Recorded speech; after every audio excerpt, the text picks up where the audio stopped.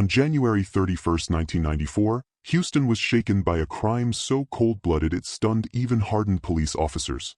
In the back of a patrol car, handcuffed and under arrest, a man managed to pull out a hidden gun. With chilling calm, he fired into the front seat, killing Officer Guy Gaddis, a 24-year-old newlywed who had just learned he would soon be a father. That man was Edgar Tamayo Arias, a Mexican national whose execution decades later would ignite an international firestorm between the United States and Mexico. This is not just the story of a cop killer. It is the tale of a brutal betrayal of law enforcement trust, carried out inside the very vehicle meant to symbolize safety. What followed was more than a murder trial. Tamayo's case exploded into an international firestorm, with Mexico, the United States, and the International Court of Justice clashing over whether his rights under the Vienna Convention had been violated. Stay with us as we uncover every detail of his crime, trial, and final moments on death row. Don't forget to like, share, comment, and subscribe for more shocking true crime stories. Edgar Arias Tamayo entered the world on July 22, 1967, in the rural town of Mayacatlan, nestled in the state of Morelos, Mexico. His childhood, unlike the tortured or abusive beginnings often attributed to killers, seemed ordinary by most accounts. His parents later testified that he was never in trouble as a child, and that, despite the poverty that shadowed many families in his community, Edgar always had food, shelter, and the basic stability of a working-class Mexican household. He was not a child plagued by violence at home, nor was he a boy marked by notorious behavioral problems at school. By all appearances, he was simply another face in the crowd. Quiet, respectful, unremarkable. Yet, beneath that unassuming exterior, fate was already setting the stage for a life that would veer into darkness. When Edgar left Mexico and crossed into the United States as a young man, the trajectory of his life shifted. Opportunity was scarce, and instead of chasing the promise of a better future, Tamayo began slipping into crime. By the early 1990s, he had already established a criminal record. In California, he was convicted of robbery and spent nearly 3 years in prison between 1991 and 1993. After his release on parole, rather than rebuilding a lawful life, Edgar drifted to Texas, carrying with him a restless disposition and a taste for danger. What made Edgar Tamayo dangerous was not just the crimes he committed, but the simmering anger that seemed to bubble just beneath the surface. Psychological testimony at his trial would later reveal that Tamayo had bought the very gun used to kill Officer Guy Gaddis days before the murder. When pressed by investigators, he admitted his motive wasn't grand or carefully orchestrated. It was rage, born from the momentary humiliation of being denied a request. He had asked Officer Gatis to stop by his apartment so he could leave his keys with his wife. When the officer refused, Tamayo stewed in resentment. That anger, irrational and uncontrollable, would soon fuel a deadly decision. The picture painted during his trial was complex. On one hand, mitigating evidence presented Tamayo as a man not entirely without redeeming qualities. Several bailiffs testified that he was respectful in custody, while his co-workers from odd jobs recalled no serious trouble with him.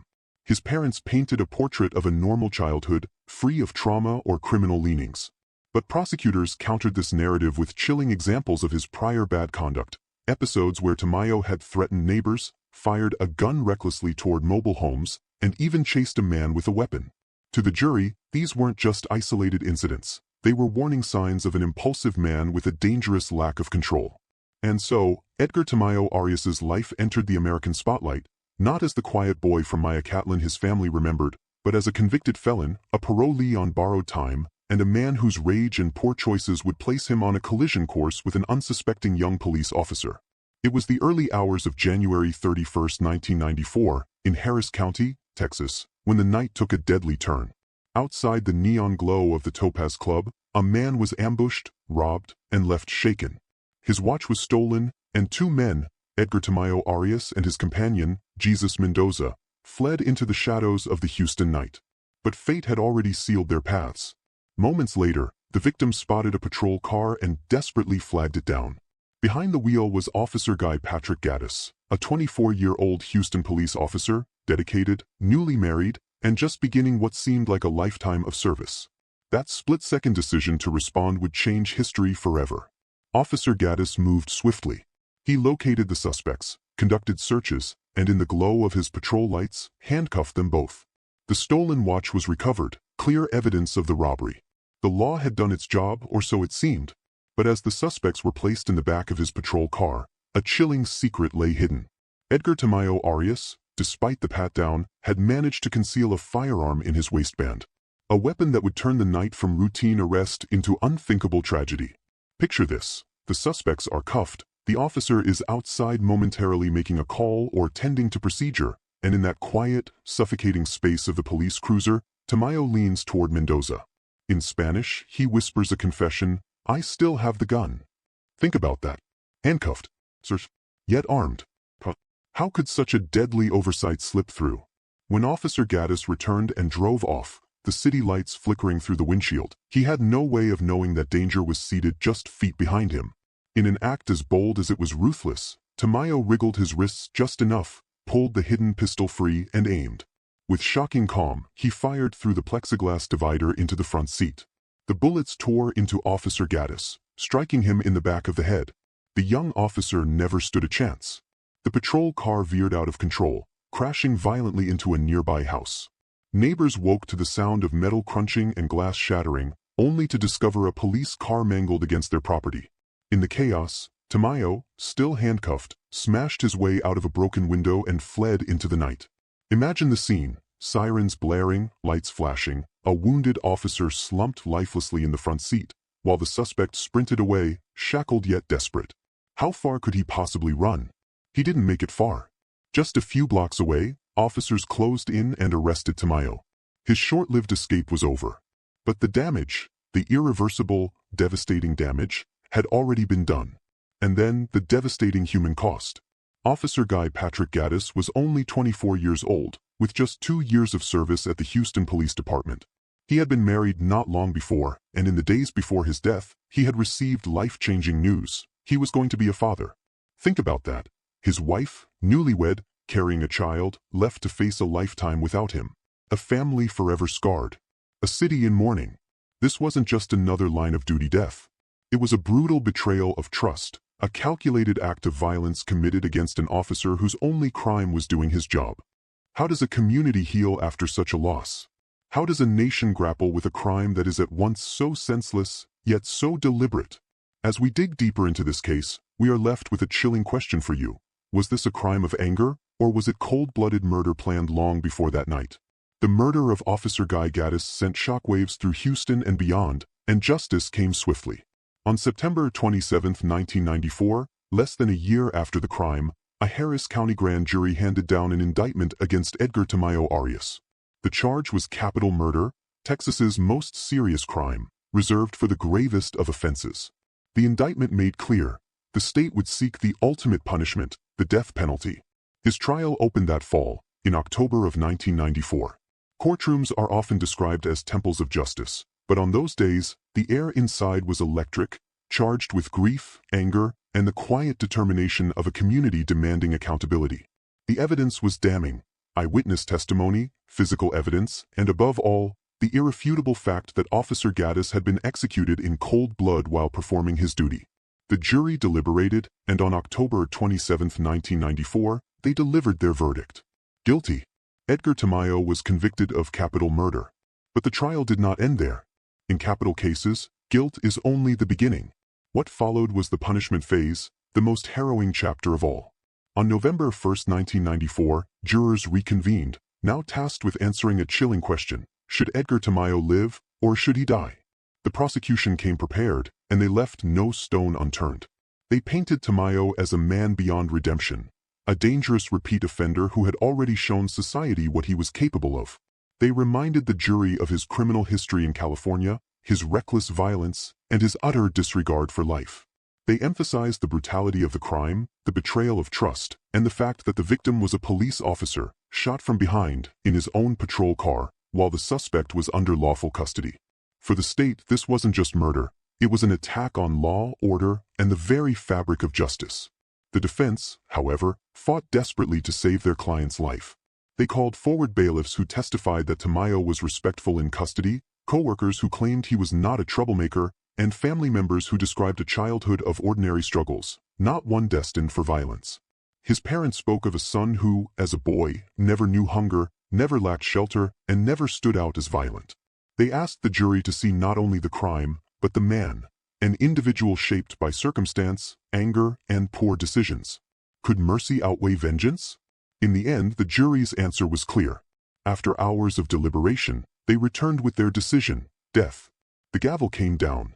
Edgar Tamayo Arias would be sent to death row in Huntsville, Texas, to await his execution. But death sentences in America are rarely swift. What followed was nearly 2 decades of legal battles, appeals, and international controversy. In December 1996, the Texas Court of Criminal Appeals affirmed both the conviction and the death sentence. Tamayo and his lawyers pressed on, filing state habeas applications in 1998, 2003, and 2008, raising claims of ineffective assistance of counsel, alleged mental retardation, and, most significantly, the violation of his rights under the Vienna Convention, a treaty guaranteeing foreign nationals the right to contact their consulate after arrest. This last claim would spark international outrage. Tamayo, a Mexican national, had never been informed of his right to consular assistance at the time of his arrest, a violation recognized by the International Court of Justice. Mexico intervened, arguing his trial had been fundamentally unfair. But in the United States, courts were unmoved. Federal habeas petitions were filed, citing cases like Atkins versus Virginia to argue against executing the mentally impaired, but the courts dismissed these claims as untimely. The Vienna Convention argument was also rejected. Judges ruled that without implementing legislation, international court judgments were not binding in domestic law. Time and again, Tamayo's appeals failed. The courts upheld the conviction, upheld the sentence, and upheld Texas's right to carry out the execution. For nearly 20 years, Tamayo lived under the shadow of death, each legal battle buying him more time, but never delivering reprieve. And through it all, the Gaddis family waited. For them, every hearing, every motion, every delay was another reminder of their loss. They had buried a son, a husband, and a father-to-be, and the man who killed him continued to breathe behind prison walls. How much longer could justice wait? How much longer could the state delay what the jury had already decided?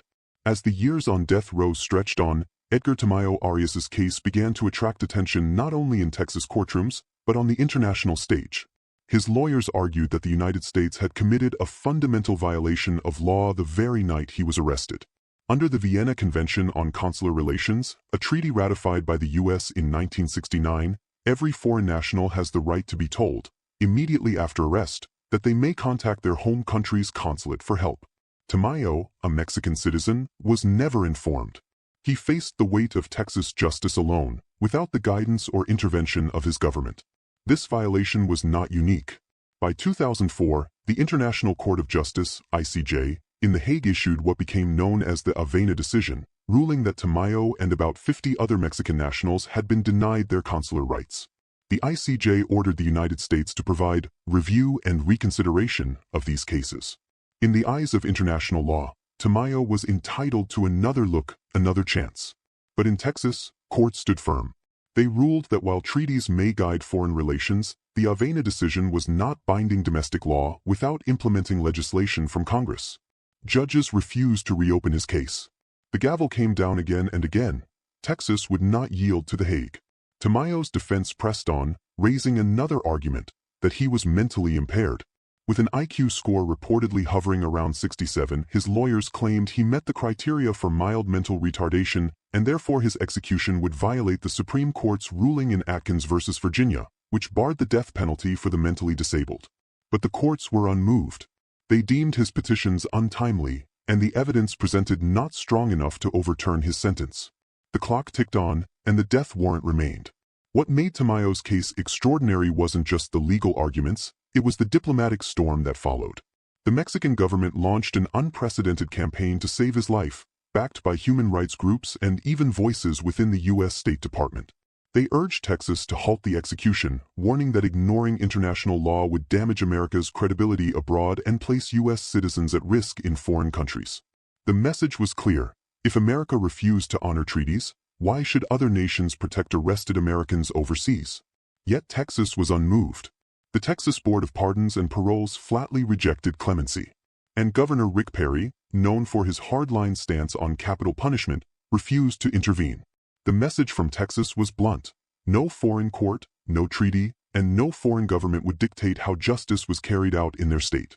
As the date of execution drew closer, the case had become more than a crime and punishment story. It was a battle over sovereignty, law, and human rights. Was Edgar Tamayo a cop killer simply receiving the punishment he deserved, or had he become the pawn in a much larger game of politics between nations? By the winter of 2014, after nearly 20 years of legal battles, appeals, and international controversy, time finally ran out for Edgar Tamayo Arias.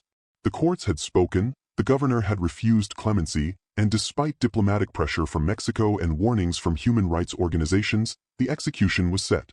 The date was January 22, 2014. The place, the Walls Unit in Huntsville, Texas, home to the most active death chamber in the United States.